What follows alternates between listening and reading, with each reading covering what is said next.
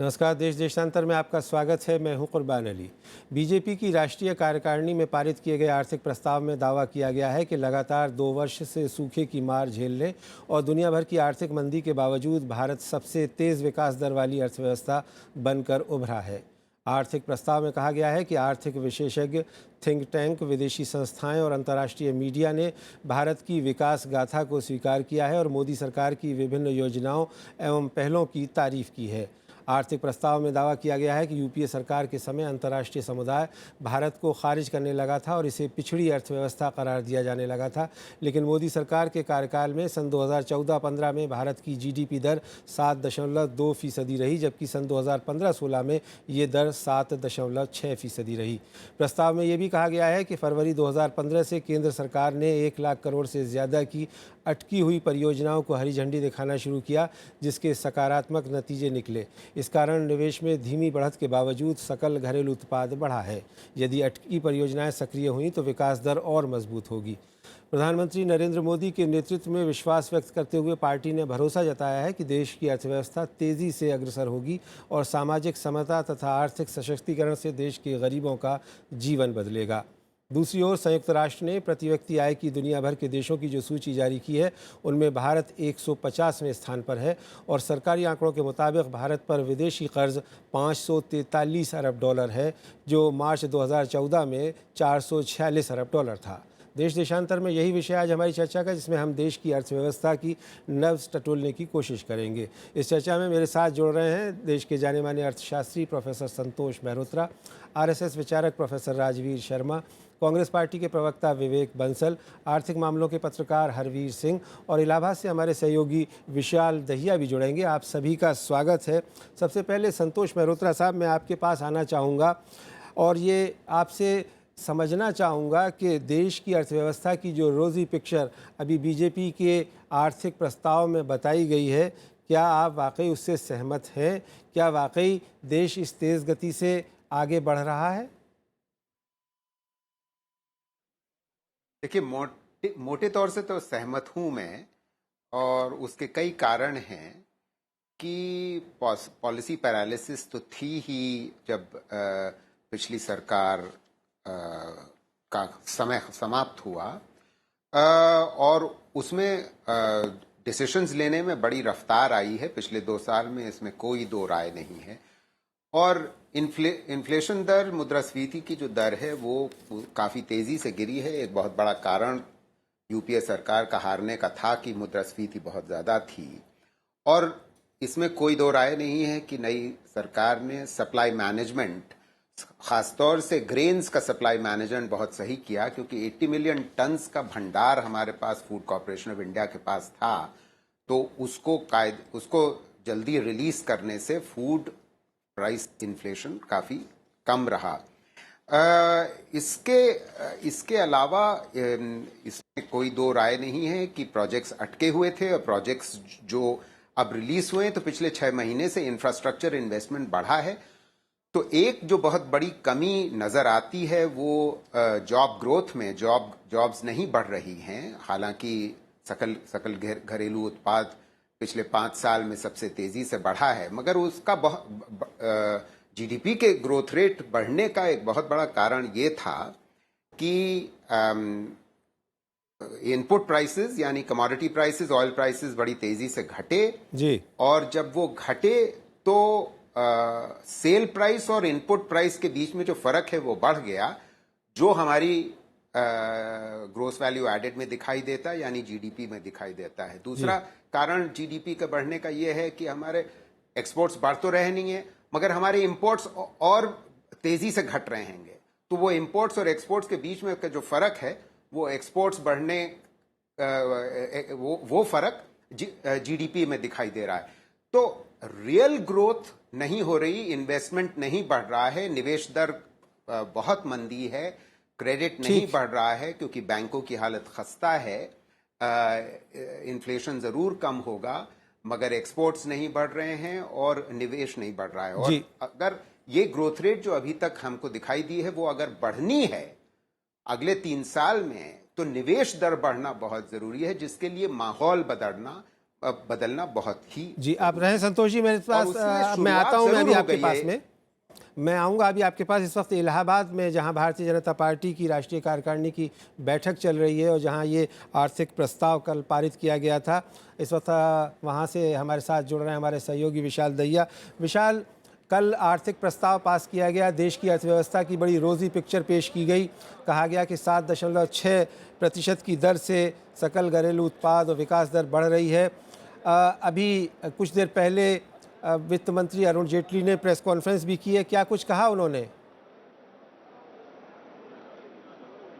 देखिए, वित्त मंत्री अरुण जेटली ने आपसे थोड़ी देर पहले जो प्रेस कॉन्फ्रेंस की थी, वो जो प्रेस कॉन्फ्रेंस है वो एक तरीके से जिस था 2 दिन तक जो बीजेपी की राष्ट्रीय कार्यकारिणी की बैठक चली, उसमें किन मुद्दों पर चर्चा हुई, क्या वो मुद्दे थे जिनको लेकर जो विभिन्न नेता हैं, पार्टी के राष्ट्रीय कार्यकारिणी के सदस्य हैं, उन्होंने अपने विचार रखे, क्या संदेश प्रधानमंत्री और राष्ट्रीय अध्यक्ष की तरफ से दिया गया है, इन सब बातों का जिक्र किया वित्त मंत्री ने। लेकिन एक जो बात मोटे तौर पर जो उभर कर सामने आई है, जो वित्त मंत्री ने भी कहा, और पिछले 2 दिन से जो अलग अलग चर्चाएं हम सुन रहे हैं और अलग अलग नेता जो कह रहे हैं, और जो भाषण दोनों ही राष्ट्रीय अध्यक्ष बीजेपी के अमित शाह और प्रधानमंत्री नरेंद्र मोदी ने जो कंक्लूडिंग स्पीच आज दी है राष्ट्रीय कार्यकारिणी के आखिरी दिन, उनमें से जो बात उभर कर सामने आ रही है वो ये कि एक तरह से जो इस वक्त रणनीति है पार्टी की, उसको 2 हिस्सों में बांटा जा सकता है। एक वो जो कि आर्थिक फ्रंट पर, यानी कि इकोनॉमिक फ्रंट पर पिछले 2 साल में एनडीए की सरकार की जो उपलब्धियां रही हैं, उनको जनता तक पहुंचाना है, जिस तरह की नीतियां हैं उनको जनता तक पहुंचाना है, और उसको किस तरह से अगले 3 साल तक चालू रखना है, ताकि जो आर्थिक स्तर पर जो फैसले लिए जा रहे हैं, चाहे वो रिफॉर्म से जुड़े हुए फैसले हों या फिर और बाकी फैसले हों, उनका असर आम जनता पर कैसे पड़ रहा है, उनको कैसे फायदा पहुंचाया जा सकता है या फायदा पहुंच रहा है, ये जनता तक पहुंचे। दूसरा एक राजनीतिक का इसको कहा जा सकता है, दूसरा जो इसका पहलू है वो राजनीतिक है, और राजनीतिक पहलू में निश्चित रूप से दोनों चीजें आएंगी। पिछले कुछ महीनों में जो विधानसभा चुनाव हुए हैं, उनमें जो बीजेपी की परफॉर्मेंस रही है वो, और आने वाले जो विधानसभा चुनाव हैं, लगभग अगले 6 से 7 महीने में लगभग 5 राज्य ऐसे होंगे जहां पर विधानसभा चुनाव होंगे, जिनमें से 4 राज्य उत्तरी भारत में है और 1 उत्तर प्रदेश ही है। तो जरूर कयास लगाए जा रहे थे कि उत्तर प्रदेश में ही राष्ट्रीय कार्यकारिणी की बैठक हो रही है, तो निश्चित रूप से एक कोई मजबूत खाका सामने आएगा कि क्या पार्टी की रणनीति रहेगी। लेकिन ना ही कोई एक जिसे कहा जाए कि कोई स्पेसिफिक लाइन दी गई है, पर एक चीज जरूर सामने आई, वो ये कि सीधे तौर पर हमला किया गया विपक्षी पार्टियों पर बीजेपी की तरफ से।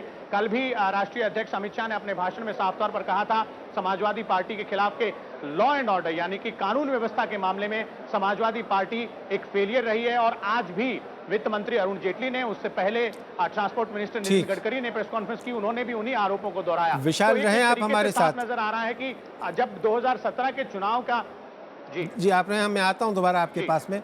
विवेक बंसल साहब, अभी आपने सुना कि वहाँ भारतीय जनता पार्टी की राष्ट्रीय कार्यकारिणी की बैठक हुई, उसमें जो प्रस्ताव पारित किए गए, और हम आज जिस पर बात कर रहे हैं वो उनका आर्थिक प्रस्ताव है, जिसमें कहा गया है कि देश बहुत तेज़ी से उभरती हुई अर्थव्यवस्था के रूप में सामने आ रहा है और पूरी दुनिया इस बात को मान रही है। आप क्या कहेंगे इस बारे में? देखिए, मैं ये इस पर सिर्फ यही कहना चाहूँगा कि बात हो रही है कि साहब आर्थिक नीतियाँ बहुत सफल हुई। ऊपरी तौर पे स्वाभाविक है, दिख रहा है ऐसा, और ऐसा दर्शाया भी जा रहा है। ज़्यादा इसमें कितना सब्सटेंस है वो समय बताएगा। और जैसा कि मैंने कहा कि ये उस तरीके की बात हुई जैसे उन्होंने कहा कि यूपीए सरकार में बिल्कुल स्थिर हो गई थी चीज़ें, कि जो भाजपा की जो लीडर्स हैं वो जो कहते हैं कि 60 साल में भारत ने क्या किया। आर्थिक व्यवस्था की जहाँ तक बात है, मंदी 2009 में भी थी, और बैरक ओबामा ने आके क्या कहा था, मोदी जब संसद को एड्रेस किया था तभी भी उन्होंने जिस तरीके से प्रशंसा की थी। और मैं आर्थिक नीतियों को लेकर ये कहना चाहूँगा, जहाँ तक गैप एक्सपोर्ट और निर्यात और आयात में कम है, इंटरनेशनल पेट्रोलियम प्राइसेस इतने कम हुए हैं कि इस समय तो आर्थिक व्यवस्था ऐसी होनी चाहिए कि तेजी से दौड़ती हुई दिखनी चाहिए। रोजगारों का सृजन नहीं हो रहा। बेसिक कंज्यूमर इंडेक्स जो कमोडिटीज प्राइसेस हैं, आप चाहे पल्सेस में 249 लाख टन्स का रिक्वायरमेंट है, 170 लाख प्रोड्यूस हो रहा है, और 40 के करीब लाख टन्स ये इन्होंने इंपोर्ट किया है। आपको कुछ भी अच्छा होता हुआ नजर नहीं, देखिए ऊपरी अच्छा होता हुआ तब प्रतीत होगा जब नौजवानों को रोजगार का सृजन होगा। मैं आता हूं आज आपके पास। एम्प्लॉयमेंट जनरेशन कितना है उस समय यूपीए सरकार से आप टैली कर लीजिए जो पिछले सालों में जो एम्प्लॉयमेंट जनरेशन तब था उसकी और आज की तुलना में, तो आपको वस्तु स्थिति पता चलेगी। आज किसानों को जो कहा गया था कि मैं आऊँगा आपके पास में, आऊँगा आपके पास में। राजवीर शर्मा साहब, आपका ताल्लुक आरएसएस से है और आज जो ये भारतीय जनता पार्टी की राष्ट्रीय कार्यकारिणी का आर्थिक प्रस्ताव आया है, इसमें जो बात कही गई है उससे आप कितना सहमत हैं? क्योंकि आप लोग स्वदेशी की भी बात करते रहे हैं और अब जो ये नीतियां चल रही हैं, कहा जा रहा है कि एक तरह से वही नीतियां हैं जो मनमोहन सिंह ने सन 91 में शुरू की थी और पिछले 10 साल यूपीए सरकार ने चलाई थी। देखिए, मुझे ऐसा लगता है कि जो आर्थिक नीतियां बीजेपी सरकार चला रही है और जो स्वदेशी की एक संकल्पना है उसमें आपस में कोई टकराव है नहीं। हमको देखना ये होगा कि हमारी जो अर्थव्यवस्था है वो किस दिशा में जा रही है। वास्तविकता ये है कि अगर हम पिछले 2 सालों को देखें तो यूपीए सरकार के अकर्मण्यता को भी अगर हम छोड़ दें, हम केवल बीजेपी के 2 साल की बात करें तो हमको ये नज़र आएगा साफ कि जो हमारा फिस्कल डेफिसिट है वो फिस्कल डेफिसिट लगभग 3% है। लगभग पहले 4% था, 4.1 था, वो डिक्लाइन होकर के अब 3.1 पे आ गया है। It's a great achievement. और फिस्कल डेफिसिट के साथ साथ जहाँ तक ये कहने की बात है कि रोजगार सृजन नहीं हो रहा है, ये सच है कि जो सरकार के दफ्तर हैं उसमें रोजगार का सृजन इतना ना हुआ हो, लेकिन यदि आप 3 कार्यक्रमों को, पॉलिसीज़ को, सरकार के प्रोग्राम्स को देखें तो उनका उद्देश्य भी ये है कि जो जीडीपी की ग्रोथ हो रही है उसके लाभ लोगों को मिलें, उनकी इनकम बढ़े, उनको रोजगार मिले। और रोजगार का मतलब केवल सरकारी रोजगार नहीं होता है। आपको वैसा होता हुआ दिख रहा है? मुझे लगता है कि ये एक शुरुआत है। हरवीर जी, आप ये जो पूरी बात इस समय कही गई है, दूसरी तरफ रिजर्व बैंक के गवर्नर हैं, वो ये कह रहे हैं कि साहब इस चीज़ों को लेकर के बहुत ज़्यादा उछलने की ज़रूरत नहीं है जो ग्रोथ रेट दिखाया जा रहा है। तो आपको क्या लगता है कि ये जो आर्थिक प्रस्ताव बीजेपी की राष्ट्रीय कार्यकारिणी ने पारित किया है, ये सच्चाई के कितना नज़दीक है? देखिए, एक तो बात सच है कि इकोनॉमी की जो स्थिति है पहले के मुकाबले थोड़ा बेहतर हुई है। दूसरी बात ये भी है कि जितना आत्म प्रशंसा इस प्रस्ताव में है उतनी वजह अभी ज़मीन पर नहीं दिखती है। और जहाँ तक हम लोग हर बात पे यही कह रहे हैं कि पहले ऐसा यहाँ तक कभी नहीं हुआ और ये हो गया। हम लोग 2 अंकों की विकास दर तक हमने हासिल की, 10% से ज़्यादा कुछ क्वार्टर्स में हमने विकास दर हासिल की। और ये लास्ट क्वार्टर जो पिछले वित्त वर्ष का था उसमें 7.9% की विकास दर को लेकर के तमाम सारे अखबारों में विज्ञापन दिए गए। मेरे ख्याल से उसकी कोई ज़रूरत नहीं है। और जो प्रोफेसर मल्होत्रा ने पहले जिक्र भी किया था, सबसे बड़ी बात है कि ये आंकड़े तो अच्छे लग रहे हैं जी, और इसमें एक बड़ा खेल ग्रोस वैल्यू का है। जो हमने जीडीपी का मेजरमेंट करने का जो पैमाना बदला है वो एक बड़ा मसला है, क्योंकि जब इकोनॉमी के 2-3 बड़े sector, agriculture is almost 0% growth पे चल रहा है, मैन्युफैक्चरिंग में आपका ग्रोथ नहीं आ रहा है, आईआईपी नीचे है, डिस्क्रिपेंसी की बात अब चीफ स्टैटिस्टिशियन ने भी स्वीकार की है कि कहीं ना कहीं कुछ मसला है। तो ऐसे में मेरे ख्याल से सरकार को बहुत संभल कर बात करनी चाहिए, क्योंकि जब लोगों को नतीजे उस तरीके के नहीं मिलेंगे। सबसे ख़राब प्रदर्शन जॉब क्रिएशन में रहा है इन 2 सालों में, पिछले कई वर्षों का। तो ये बड़ी एक पहलू है। दूसरा पहलू ये है कि जो विंडफॉल इस गवर्नमेंट को मिला कमोडिटी प्राइसेस के क्रैश होने का, उसमें इन्फ्लेशन का इशू आप एग्रो कमोडिटीज में हो, खाने पीने की चीज़ों में हो, या फिर इंडस्ट्रियल में हो, steel prices, cement prices, crude oil prices, सब में ज़बरदस्त क्रैश हुआ। और जो 2 लाख करोड़ का एक्साइज बेनिफिट और आपका ये करंट अकाउंट डेफिसिट में भी, उसमें भी बेनिफिट मिला सरकार को, वो अब आगे मिलने वाला नहीं है, क्योंकि already prices started moving upward. तो ये पहलू है। तो ऐसे में जहाँ तक इन्फ्लेशन कंट्रोल करने की बात है, उनमें कमोडिटी का फैक्टर रहा। एक थोड़ा सा मैं मल्होत्रा जी से थोड़ा डिफर करता हूँ कि जो सप्लाई साइड मैनेजमेंट की बात उन्होंने कही, उसमें कोई दक्षता मुझे नहीं दिखती। ठीक है, क्योंकि जो फूड ग्रेन में हम गेहूं, चावल और मोटे अनाजों की बात करते हैं, वो स्टॉक हमारे पास था, लेकिन जहां क्राइसिस था पल्सेस में और एडिबल ऑयल में और वेजिटेबल्स में, वहां फेलियर है, क्योंकि फिर से पल्सेस प्राइसेस 200 रुपये को पार कर गई हैं, एडिबल ऑयल प्राइसेस बहुत तेजी से बढ़ी हैं, वेजिटेबल प्राइसेस भी अप हैं, एंड अब जो इन्फ्लेशन का भी अपवर्ड मूवमेंट शुरू हो गया है। जी, संतोष मेहरोत्रा साहब, अभी आपने खुद भी माना कि कई चीज़ें हैं जिसमें कि ग्रोथ नहीं हो रहा है, और अभी जैसा हरवीर जी कह रहे थे, इसके अलावा भी जो आंकड़े मेरे पास में हैं कि मैन्युफैक्चरिंग सेक्टर और इंडस्ट्री में ग्रोथ नहीं हो रहा है, गुड्स एंड सर्विसेज में बाहर के देशों से मांग जो होनी चाहिए वो नहीं बढ़ रही है, इसके अलावा जो बैंक लोन डिसबर्समेंट करते हैं वो नहीं हो रहा है, लिहाजा इन्वेस्टमेंट में बढ़ोतरी नहीं हो रही है, और कैपिटल गुड्स और प्रमोशन में 20 से 25% की गिरावट आई है। तो इसकी वजह से भी इन्वेस्टमेंट नहीं हो पा रहा है। इस सब के बावजूद हम जो ये रोज़ी पिक्चर दिखाई जा रही है सरकार की तरफ से और पार्टी के आर्थिक प्रस्ताव में कही गई है, उसे कैसे मान लें कि ये देश में वाकई बहुत विकास हो रहा है जबकि रोज़गार के अवसर कम हो रहा है? मैं आपके सवाल का अभी जवाब देता हूं।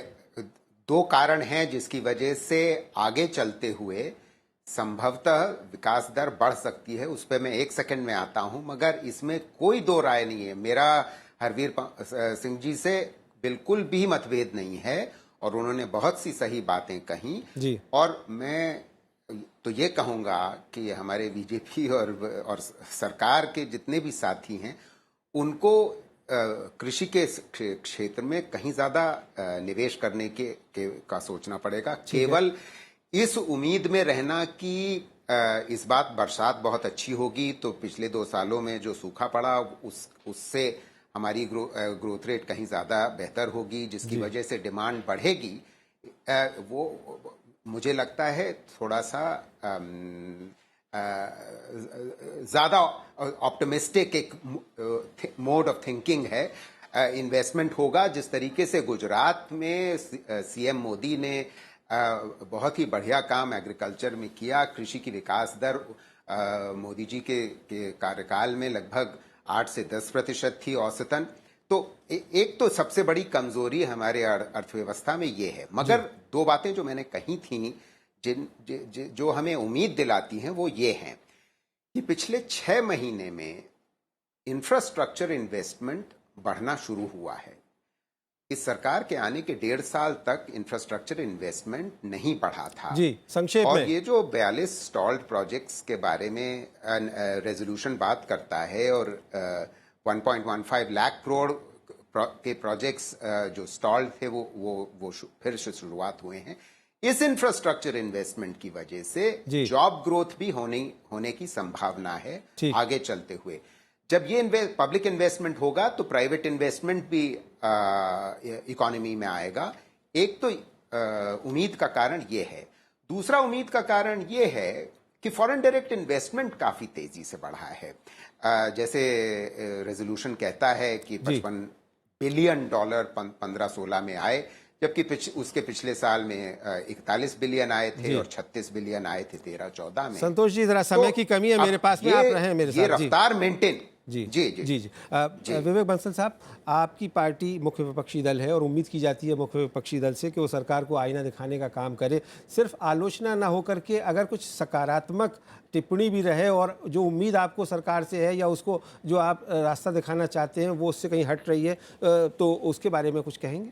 देखिए, जो सकारात्मक आलोचना होनी चाहिए और जैसा आपने कहा कि प्रशंसा, मैंने जब अपना वक्तव्य दिया तो उससे शुरू में ही मैंने कहा कि सतही तौर पे बहुत काफ़ी कुछ दिख रहा है कि आर्थिक स्थिति पहले से बेहतर हुई है, पर उसके साथ साथ हमें उसके जो गहराई में भी जाना होगा कि जैसे स्वयं प्रशंसा जिस तरीके से कर रहे हैं, मेरे ख्याल से वो ना तो वो औचित्यपूर्ण है और उसके परिणाम हमें देखिए, किसी भी चीज़ का आकलन क्या ग्रामीण क्षेत्र में आर्थिक स्थिति किसान की बेहतर हुई है, उसकी बदहाली बढ़ी है कि नहीं बढ़ी है, आम आदमी को जो रोज़मर्रा की चीज़ें हैं, चाहे वो दाल की बात हो, चाहे वो वेजिटेबल्स की बात हो और जो तेल की बात हो, उनमें क्या उसकी उपलब्धता बढ़ी है। अच्छा, दूसरा आकलन ये होता है, आपने कहा कि साहब ट्रेड डेफिसिट कम हुआ, ट्रेड डेफिसिट कम होगा स्वाभाविक है। जब पेट्रोलियम पदार्थों में जो $140 यूपीए सरकार के ज़माने में प्रति बैरल था, आज वो 28 और 27 और 26 तक पहुंच गया है, तो वो तो स्वाभाविक है कि वो कम होगा। अब उसके बाद आपने जो सोशल सेक्टर है उसमें आपने पूंजी निवेश बढ़ाया क्या? हेल्थ के सेक्टर में आपने बढ़ाया क्या? एजुकेशन के सेक्टर में आपने बढ़ाया क्या? आज एजुकेशन जो सबसे बड़ा एक दिख रहा है कि माध्यम है जो आम भारत की जो आकांक्षाएं हैं उनको पूर्ण करने के लिए, क्या अच्छे दिन वाकई में आए? आप ग्रामीण क्षेत्र में किसानों से पूछिए कि क्या जिस तरीके से आपने आश्वासन दिया था कि आप 50% आप न्यूनतम जो मूल्य निर्धारित करेंगे, किसान को लाभ देंगे, आज क्या वो किसान को मिला? यानी तो आप संतुष्ट नहीं है जी? स्वाभाविक है हम संतुष्ट। देखिए जहां तक, और जैसा कि कहा आपने, हम मेरे साथी ने कहा कि 10% की भी जो ग्रोथ रेट थी, तो आप उससे तुलना कीजिए जो यूपीए सरकार के समय में 10% की भी जो शुरू में हुई थी, 10% की जो सालाना वृद्धि हुई थी, तो उसकी तो ऐसा लग रहा है कि जैसे कि पहली बार 7% से ऊपर ग्रोथ रेट आ रहा है, या जैसे कि इन 2 वर्षों में वो सब कर दिया गया जो 60-67 वर्षों में नहीं किया गया। जी राजवीर शर्मा साहब, आप इस प्रस्ताव को किस रूप में देख रहे हैं? भविष्य में किस ओर ये इशारा कर रहा है, और क्या वाकई आर्थिक स्थिति और बेहतर और बदलने वाली लगती है आपको? नहीं, मैं तो इस जो आज की स्थिति है उससे बहुत आशावान हूँ जी। और मुझे लगता है कि इतना निराशाजनक आलोचना की आवश्यकता नहीं है, क्योंकि जाकी रही भावना जैसी प्रभु मूरत देखी तिन तैसी। जी। हो सकता है कुछ लोगों को इसमें कुछ भी नज़र नहीं आता हो जो कि सरकार ने पिछले 2 सालों में किया है, लेकिन ये एक सत्य है, कुछ फैक्ट्स पर आधारित है कि जिसमें हम फॉरेन डायरेक्ट इन्वेस्टमेंट के जो आंकड़े हैं उनको झुटला नहीं सकते, वो सतही नहीं हो सकते हैं, वो एक वास्तविकता है। ठीक। या जो हमारा सरप्लस बैलेंस ऑफ पेमेंट है, वो चाहे तो आपका कैपिटल अकाउंट पर हो या करंट अकाउंट पर हो, वो एक सतही बात नहीं है, वो एक फैक्ट पर आधारित, सत्य पर आधारित चीज़ें हैं कि सरप्लस बैलेंस ऑफ पेमेंट हुआ है। जी। और इसके साथ ही जो हमने मुद्रा योजना जो सरकार ने चलाई है, Mudra Yojana is basically for the marginalised people and to bring entrepreneurship into the system, और ताकि जो लोग हैं वो केवल रोज़गार मांगने नहीं बल्कि रोज़गार देने वाले भी बने, ये एक आशा है इस नीतियों से। जी। और जैसा प्रोफेसर संतोष मेहरोत्रा जी ने कहा शुरू में कि it is basically a hope जी फॉर द फ्यूचर। जी। एंड लेकिन उम्मीद में कुछ यथार्थता भी होनी चाहिए, कुछ सच्चाई और भी रहनी चाहिए। यदि इम्प्लीमेंटेशन बहुत अच्छे तरीके से हो गया तो भारत वास्तव में एक विकसित अर्थव्यवस्थाओं के समानांतर खड़ा होगा। ठीक विशाल, हम इस चर्चा के बिल्कुल अंतिम चरण में हैं और बहुत कम वक्त है।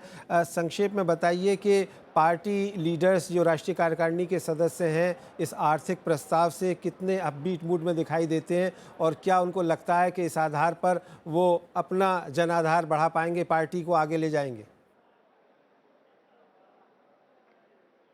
बिल्कुल, देखिए कुर्बान, अगर आर्थिक प्रस्ताव जो है उसको आप शुरू से लेकर आखिर तक पढ़ेंगे तो उसमें सीधे तौर पर दिखाई दे रहा है कि बीजेपी ने अपनी और अपनी सरकार की पीठ थपथपाने में कोई कसर नहीं छोड़ी है। लेकिन हम सब लोग जानते हैं कि अर्थ जगत और राजनीति में एक बहुत गहरा रिश्ता है और इन दोनों के बीच एक समन्वय बनाने में बीजेपी अभी तक शायद उतना कामयाब नहीं रही है, क्योंकि वो जो रिफॉर्म्स हैं, इकोनॉमिक रिफॉर्म्स जो हैं और जो कड़े फैसले जो लिए जाने हैं वो काफी हद तक बीजेपी की सरकार यानी कि एनडीए सरकार नहीं ले पाई। लेकिन अब जो राज्यसभा के जो चुनाव हुए हैं और एक तरह से जो अर्थमेटिक है राज्यसभा का, उसमें जो बदलाव हुआ है उससे जो कॉन्फिडेंस दिखाई दे रहा है वो अब से थोड़ी अब जो वित्त मंत्री ने जो अपनी प्रेस कॉन्फ्रेंस में आखिरी बात जो कही उससे साफ झलक रहा है। उन्होंने सीधे तौर पर कहा कि अब इस वक्त जो स्थिति होगी ऊपरी सदन में, उसके बाद ऐसे दल जो कि सिर्फ विरोध करने के लिए विरोध कर रहे हैं उनसे शायद जो महत्वपूर्ण लेजिस्लेशंस हैं, बिल्स हैं, वो ना रुके, उनमें रुकावट पैदा ना हो। और जीएसटी को लेकर काफी आश्वस्त दिखाई दिए, तो अब शायद थोड़ा सा रास्ता